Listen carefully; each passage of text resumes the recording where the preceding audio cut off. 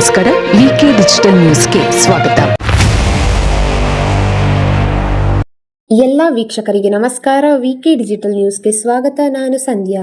CM ಆದ್ಮೇಲಾದ್ರೂ blue film ಮಾಡಿಸೋದು, poster ಅಂಟಿಸೋದು ಬಿಡ್ತಾರೆ ಅಂದುಕೊಂಡಿದ್ದೆ. ಕುಮಾರಸ್ವಾಮಿ ಲೇವಡಿ. ರಾಜ್ಯದ ಸಿಎಂ ಆದ ಮೇಲಾದ್ರೂ ಬ್ಲೂ ಫಿಲ್ಮ್ ಮಾಡೋದು, ಪೋಸ್ಟರ್ ಅಂಟಿಸೋದು ಬಿಡ್ತಾರೆ ಅಂದುಕೊಂಡಿದ್ದೆ. ಆ ಕಯಾಲಿ ಇನ್ನೂ ಹೋಗಿಲ್ಲ ಎಂದು ಮುಖ್ಯಮಂತ್ರಿ ಡಿಕೆ ಶಿವಕುಮಾರ್ ಅವರ ವಿರುದ್ಧ ಕೇಂದ್ರ ಸಚಿವ ಎಚ್.ಡಿ. ಕುಮಾರಸ್ವಾಮಿ ಬಿಡದಿಯಲ್ಲಿ ಕುಮಾರಸ್ವಾಮಿ ಮತ್ತು ಕುಟುಂಬದ ವಿರುದ್ಧ ಪೋಸ್ಟರ್ ಅಂಟಿಸಿರೋ ವಿಚಾರಕ್ಕೆ ಸಂಬಂಧಿಸಿದಂತೆ ಮಾಧ್ಯಮಗಳೊಂದಿಗೆ ಅವರು ಮಾತನಾಡಿದರು.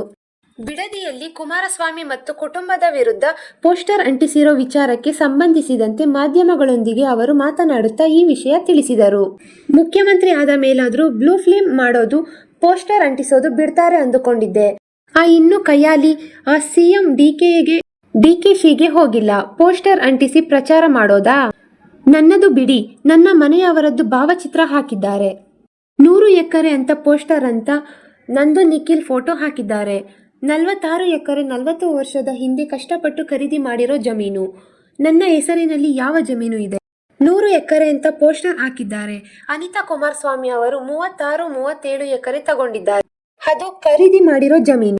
ಖರೀದಿ ಮಾಡಿರೋದನ್ನ ಯಾವನೋ ಹೆಸರಲ್ಲಿ ಪೋಸ್ಟರ್ ಹಾಕಿದ್ದಾರೆ ಎಂದು ಮಾರ್ಮಿಕವಾಗಿ ಉದ್ದಟತನದಿಂದ ಮಾತನಾಡಿದ್ದಾರೆ. ಬೆನ್ನಗಾನಹಳ್ಳಿಯಲ್ಲಿ ಸತ್ತು ಹೋಗಿರುವವರ ಹೆಬ್ಬೆಟ್ಟು ತೋರಿಸಿ ಜಮೀನು ತಗೋ ವ್ಯಕ್ತಿ ಈಗ ಅವರ ಬೆಂಬಲಿಗರಿಗೆ ಹೇಳಿ ಪೋಸ್ಟರ್ ಹಾಕಿಸಿದ್ದ. ಪೋಸ್ಟರ್ ಹಾಕಿದ್ರೆ ಜನ ನಂಬುತ್ತಾರಾ? ಸಿಎಂ ಆದಾಗಾದ್ರೂ ಒಂದು ಸ್ಟ್ಯಾಂಡರ್ಡ್ ಇಲ್ಲದೆ ಈ ರೀತಿಯ ನಡವಳಿಕೆ ರಾಜ್ಯ ಯಾವ ರೀತಿ ಹೋಗುತ್ತೆ ಅನ್ನೋದನ್ನ ಯೋಚನೆ ಮಾಡಬೇಕು ಎಂದು ಎಚ್.ಡಿ.ಕೆ ಕುಟುಕಿದ್ದಾರೆ. ಮುಂದುವರೆದಂತೆ, ಇದು ಡಿಕೆಶಿ ವಿಕೃತ ಮನಸ್ಸು. ಇವರು ಮೊದಲಿಂದ ಬಂದಿರೋದು ಇದರಿಂದಲೇ.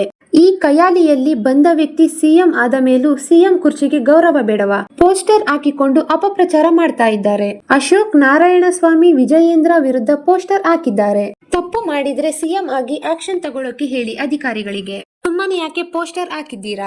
ಇಲ್ಲಿಯವರೆಗೂ ಕಾಂಗ್ರೆಸ್ನ ಮಂತ್ರಿಗಳು, ಶಾಸಕರದ್ದೇ ನಡೆದು ಹೋಯ್ತು. ವಿಧಾನಸಭಾ ಕಲಾಪದಲ್ಲಿ ನಡೆದು ಹೋಯ್ತು. ಮತ್ತೆ ಅವರನ್ನ ಬಾಯಿ ಮುಚ್ಚಿಸಿದ್ರು. ಸತ್ಯ ಹೇಳ್ತೀನಿ ಅಂತ ಅವರು ಬಾಯಿಯೇ ತೆಗೆಯಲಿಲ್ಲ. ಇನ್ನು ಮುಂದೆಯಾದ್ರೂ ನಿಲ್ಲುತ್ತೇನೋ ಅಂದುಕೊಂಡಿದ್ವಿ. ಆದ್ರೆ ಆ ಕಯಾಲಿ ಇನ್ನೂ ಹೋಗಿಲ್ಲ ಎಂದು ಕಿಡಿಕಾರಿದ್ದಾರೆ. ಈ ಪೋಸ್ಟರ್ಗೆ ಹೆದರುವ ಪ್ರಶ್ನೆ ಇಲ್ಲ. ನನ್ನದು ತೆರೆದ ಪುಸ್ತಕ. ನನ್ನ ಎಲ್ಲ ವಿಷಯ ಕಾರ್ಯಕರ್ತರಿಗೆ ಗೊತ್ತು. ಹಾಗೆಯೇ ಜನತೆಗೆ ಗೊತ್ತೇ ಇದೆ. ಇಂತಹ ಬೆದರಿಕೆಗೆ ಹೆದರುವ ಪ್ರಶ್ನೆಯೇ ಇಲ್ಲ. ಜನರಿಗಾಗಿ, ರೈತರಿಗಾಗಿ ನಮ್ಮ ಪಕ್ಷದ ಹೋರಾಟ ಇದೆ.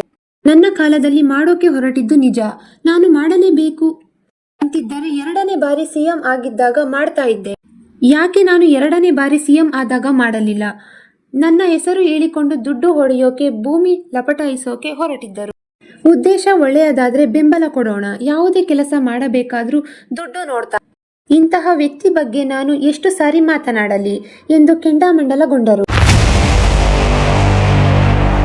ಇದು ಈವರೆಗಿನ ಸುದ್ದಿಗಳು. ಮತ್ತಷ್ಟು ಸುದ್ದಿಗಳಿಗಾಗಿ ನೋಡ್ತಾ ಇರಿ ವಿಕೆ ಡಿಜಿಟಲ್ ನ್ಯೂಸ್. ವೀಕ್ಷಕರೇ, ವಿಕೆ ಡಿಜಿಟಲ್ ನ್ಯೂಸ್ ಯೂಟ್ಯೂಬ್ ಚಾನಲ್ ಅನ್ನು ಲೈಕ್ ಮಾಡಿ, ಸಬ್ಸ್ಕ್ರೈಬ್ ಮಾಡಿ ಮತ್ತು ಹೆಚ್ಚಿನ ಜನರಿಗೆ ಶೇರ್ ಮಾಡಿ.